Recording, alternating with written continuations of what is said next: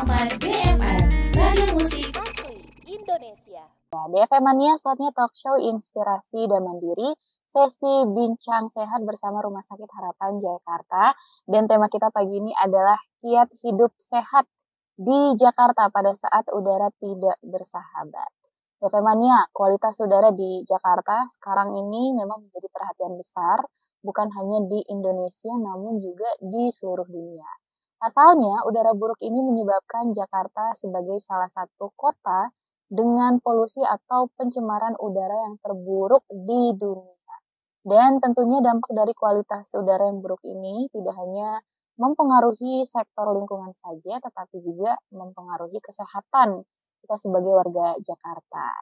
Kita mau bahas nih seperti apa sih kiat kita untuk hidup sehat meskipun tinggal di Jakarta. Kita bakal bahas nanti bareng sama Dr. Faradilah Mutiani, Dokter Umum Rumah Sakit Harapan Jakarta. Selamat pagi, dokter. Selamat pagi. Pagi. Ini aku manggilnya Dokter Mutiani atau Farah? Dokter Farah aja. Dokter Farah. Dokter Farah sehat ya? Sehat, alhamdulillah. Sehat. Oke, tuh DFM Mania kita juga live di Instagram di @1034 DFM Jakarta. Kalau misalkan punya pertanyaan, bisa langsung drop di kolom komentar. DFM Mania juga bisa kirimkan pertanyaannya sesuai dengan tema kita pagi ini melalui WhatsApp di nomor 0811991034. Oke, Dokter Farah, kita lanjut lagi ya pembahasannya. Apa sih, Dok, pencemaran udara atau polusi udara itu jika dilihat dari ilmu kedokteran? Silakan, dokter. Mungkin kontaminasi ya dari sifat alaminya karena polutan-polutan. Nah, polutannya ini bisa macam-macam. Partikulat yang kecil-kecil banget, bisa karena kebakaran, bisa karena kebakaran hutan atau kendaraan, terus dari pembangkit listrik, macam-macam.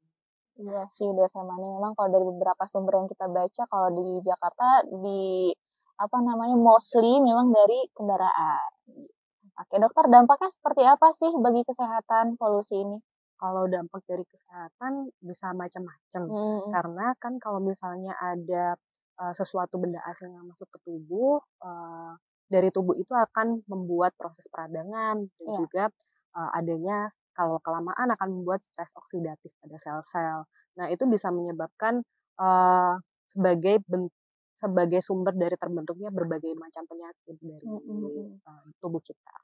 Nah, ngomongin penyakit nih, penyakit apa sih yang sering banget datang kalau polusinya kayak gini? Kalau dari penelitian sih polusi itu berhubungan signifikan dengan terjadinya beberapa penyakit seperti kanker, semakin meningkatnya kanker, kankernya bisa kanker atau keganasan seperti kanker paru, kanker payudara, limfoma. Terus juga bisa menyebabkan berhubungan signifikan juga dengan terjadinya penyakit paru obstruktif kronis atau PPOK, asma, bronkitis, penyakit-penyakit infeksi paru. Kemudian juga meningkatnya resiko untuk penyakit kardiovaskular. Kemudian kalau di sistem integumen atau kulit itu bisa aging, kanker kulit, itu juga bisa macam-macam. Dokter, kalau misalkan kita nih udah terpapar sama udara kotor, seperti apa sih ciri-cirinya jika terdampak polusi udara yang tidak sehat? Mungkin kalau ciri-ciri tidak bisa secara visible langsung terlihat ya, karena ini kan polusi bukan cuman bisa menyebabkan short term effect, tapi juga bisa long term. Nah, short term-nya mungkin gampang terkena infeksi. Sangat terlihat kalau misalnya bukan berasal dari daerah yang polusinya tinggi, kemudian tiba-tiba pindah ke daerah yang polusinya tinggi. Nah, terus jadi sering batuk-batuk, sering terkena infeksi saluran pernafasan atas. Nah, itu mungkin secara visible-nya kayak gitu. Tapi kalau long term effect-nya masih belum tahu karena kan prosesnya terus berlanjut. Tiap orang juga beda-beda ya, Dok, ya? Iya, betul. Siapa aja sih, Dok, golongan yang paling rentan terdampak polusi? Kalau yang rentan tentunya kayak anak-anak, ibu hamil, lansia itu rentan. Terus karena konteksnya polusi udara, orang-orang dengan penyakit asma, penyakit yang sudah punya PPOK atau penyakit paru obstruktif kronis akan rentan. Kalau jangka panjang, kalau terus-menerus Jakarta kayak gini terus nih polusinya yang kita hirup, itu kira-kira kalau dari sisi kesehatan apa yang bakal terjadi, Dokter? Mungkin seperti yang saya jelaskan Mhm, tadi, karena efeknya terus-terusan terjadi ya, proses peradangan terus terjadi, stres mmm, oksidatifnya semakin menumpuk, itu jadinya berhubungan signifikan dengan berbagai penyakit. Kalau misalnya yang long term effect mungkin keganasan, terus mmm, aging gitu kan, terus aging, iya aging, heeh, itu kan, proses yang terus-menerus terjadi gitu. menarik tuh aging ya. Ini polusi ini bikin tua nih, Dokter, ya. Iya. Nah, Dokter, gimana untuk menghindar atau terhindar dari dampak polusi udara, apa yang harus kita lakukan?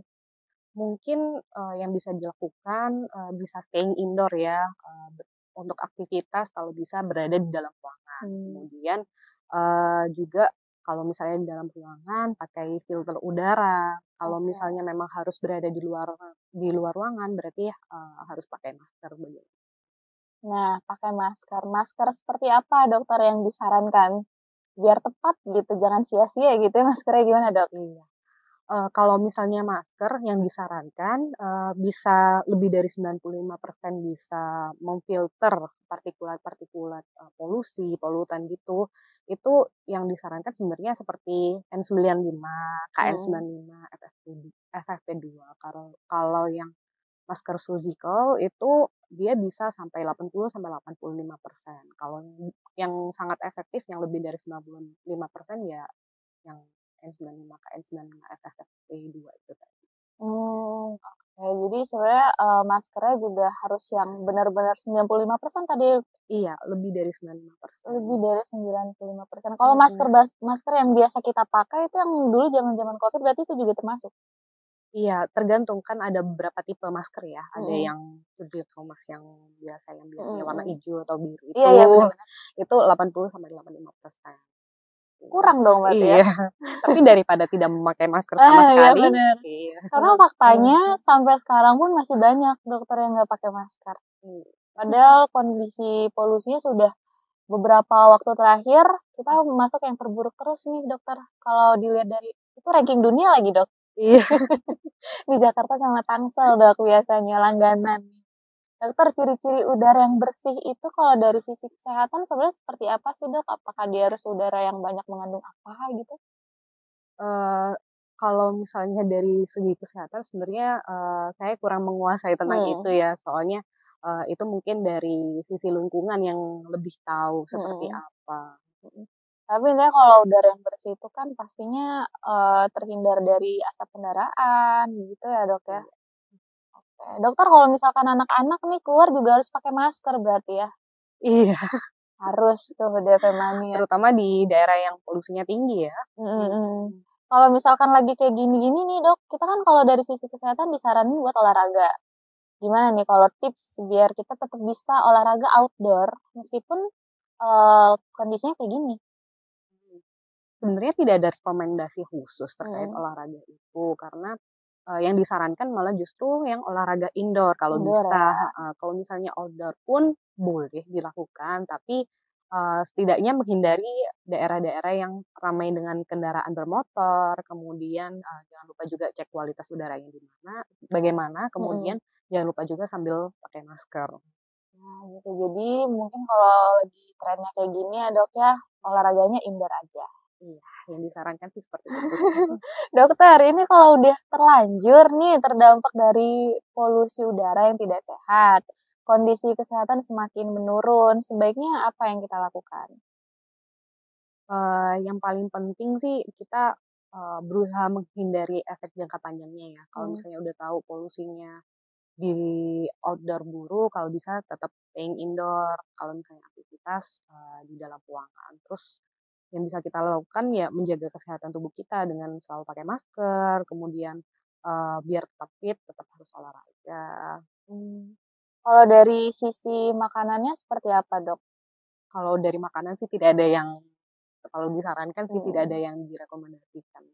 Tapi tetap aja kan kalau misalkan polusi nih apalagi kita lagi El Nino juga nih dokter, kekeringan jangka panjang, tetap harus minum air putih ya dok ya? Oh iya tentu. Tentu itu mutlak ya. Iya. Dokter perlu nggak nih kita minum vitamin-vitamin atau suplemen untuk menjaga daya tahan? Seperti apa yang disarankan dok?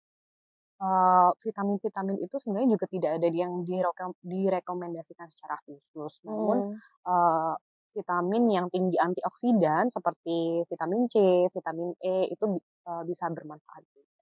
Oke, berarti memang ya sesuai kebutuhan aja lah ya dok ya. Betul. Oke dokter, ini ada penanya nih dari via WhatsApp. Ini dari Dila di Bidara Cina. Dokter maaf ini agak di luar konteks. Dok, saya ini setiap bulan pasti terkena flu. Entah itu di awal atau di akhir, tapi nggak pernah absen, saya kena flu terus setiap bulan. Entah itu batuk, pilek, itu normal nggak sih dok? Tinggalnya di Tinggal di Jakarta. Oh, Apa, iya. apa memang itu dampak dari polusi apa seperti apa? Mungkin gitu. Sebenarnya penyakit itu kan ada segitiganya ya. Bisa namanya segitiga timbulnya penyakit. Yang pertama dari host. Dari host itu dari sisi manusianya sendiri. Kalau misalnya dia memang ada kerentanan untuk mudah terkena infeksi, misalnya banyak stres, kemudian jarang olahraga, jadinya sistem imunnya menurun gitu. Kemudian kalau misalnya dari sisi agent atau yang menyebabkan timbulnya penyakit, misalnya ada virus, ada bakteri gitu. Terus yang ketiga adalah environment, itu misalnya ya polusi ini. Nah, kalau misalnya ketiganya ini ada penyebabnya, nah itu yang bisa menyebabkan suatu timbulnya penyakit gitu. Jadi ya bisa macam-macam, namun polusi ini bisa meningkatkan resiko untuk mudah terserang infeksi. Ibaratnya udah ada nih penyebabnya ditambah lagi nih ya makin Iya, peluangnya betul. semakin besar. Peluangnya semakin besar. Oke. Dokter tadi aku nge-highlight nih dari yang penjelasan dokter tentang aging. Ini hubungannya polusi sama aging itu seperti apa sih dok? Sebenarnya sama aja kayak tadi. Jadi kalau misalnya ada benda asing yang masuk ke tubuh, misalnya nih dalam bentuk polutan atau polusi itu. Nah, kita kan dari tubuh pasti memberikan respon. Iya. Bukan cuman yang diem aja nggak mungkin. Pasti memberikan respon berupa efek-efek peradangan, kemudian stres oksidatif. Nah, kelamaan kalau misalnya itu semakin tidak seimbang, jadinya bisa bikin aging-nya gampang cepet ya. Iya. Aging atau penuaan ya, Iya, ada aging atau namanya. penuaan. Nah, apa yang harus kita lakukan, dokter? Salah satunya biar ya menjadi ibaratnya tuh anti aging alami lah, bukan alami sih, yang maksudnya bisa kita lakukan selain dari pakai produk-produk tertentu gitu. Entah itu dari kebiasaan atau dari pola hidup, pola makan, seperti apa dok? Untuk tidak aging adalah proses yang terus berlanjut ya. Jadi itu proses yang pasti terjadi. Namun kita bisa memperlambatnya mungkin ya. Iya benar. Memperlambatnya. Soalnya pasti terjadi gimana-gimana. Sesuai dengan bertambahnya usia. Nah, yang bisa kita lakukan menjaga kesehatan tubuh seperti mengonsumsi antioksidan bisa. Kemudian produk-produk untuk menjaga sistem integumen atau kulit itu juga bisa. Kemudian ya kalau misalnya untuk dari polutannya pakai masker tentu. Kalau misalkan pakai sunscreen dok, perlu banget nggak sih kalau lagi polusi-polusi gini? Tentu sangat. Tentu ya. Iya, sangat-sangat perlu. Sunscreen atau tabir surya, ada namanya. Kayak gitu. Dokter ada lagi nih penanya dari via WhatsApp.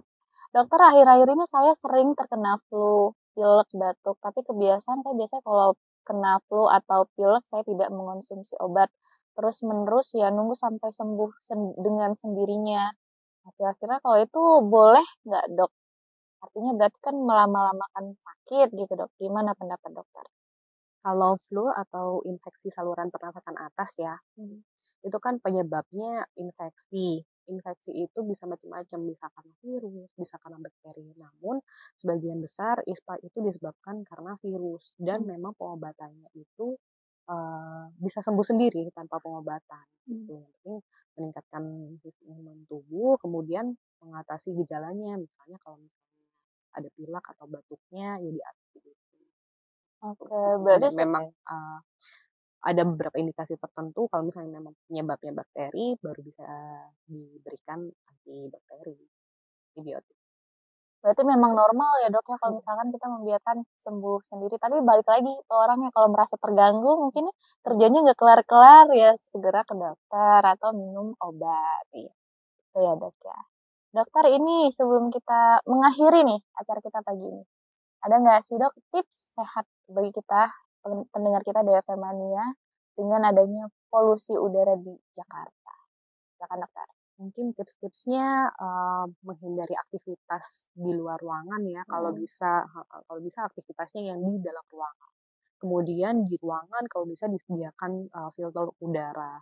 Dan yang paling penting khususnya adalah selalu pakai masker kalau misalnya berada di luar ruangan. Tuh, seperti itu DP Mani. Nanti juga kita nih siapa tahu diwajibkan lagi pakai masker ya dok ya, nggak tahu. Di daerah yang polusinya tinggi Iya ya. benar. Tapi balik lagi itu kan tindakan preventif pribadi dari diri kita sendiri ya dok. Ya, namanya kita nggak mau sakit, kita lakukanlah sebaik mungkin yang kita bisa. Oke untuk dokter Faradila Mutiani, dokter umum Rumah Sakit Harapan Jakarta. Terima kasih banyak dokter untuk waktunya yang singkat ini. Terima kasih sudah diizinkan bergabung untuk sharing-sharing. Kapan-kapan lebih panjang lagi ya dok ya. Siap. Oke, Devemani terima kasih yang sudah bergabung. Terima kasih untuk pertanyaannya juga dari WhatsApp.